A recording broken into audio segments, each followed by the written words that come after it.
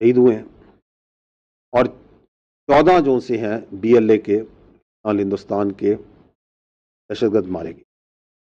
That's what happened today at area ये जो N25 का।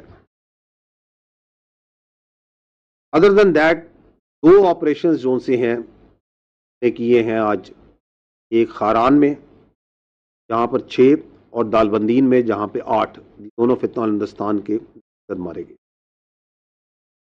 तो ये जो 3 मैंने आपको बड़े ऑपरेशंस बताए, इनमें 4 सिविलियन पहले और बाद में पुलिस के हमारे जवान, फौज के जवान, टोटल हमारी जो शहादतें हैं वो 42 कीमती जानें इस मुल्क अल्लाह ताला को उन्होंने अपनी जानें सुपुर्द की हैं, अपने मुल्क का हिफाजत करते हुए, बहादुरी के साथ लड़ते हुए। और 54 दहशतगर्द जो से हैं जो हमारे पास कंफर्म्ड हैं, डेड बॉडीज जो कि right now the situation is that the engagement is going on at multiple places.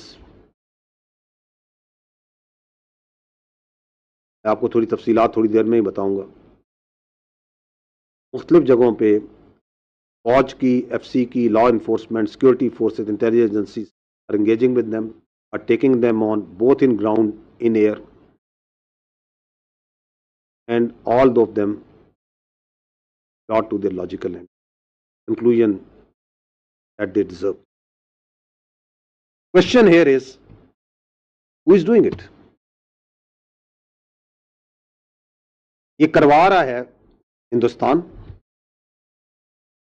ये करवा रहा है वो कुव्वतें, वो एनिमी कुव्वतें हिंदुस्तान के साथ जिनको पाकिस्तान की इज्जत, पाकिस्तान की खुशहाली और स्टेबिलिटी बर्दाश्त नहीं होती।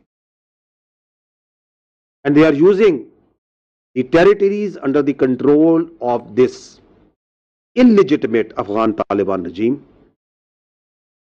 as a base of operation. And the majority of the people, once we encounter them, we kill them, we engage them, तो ये अफगानी होते हैं। कराची में आपने हाल ही में ये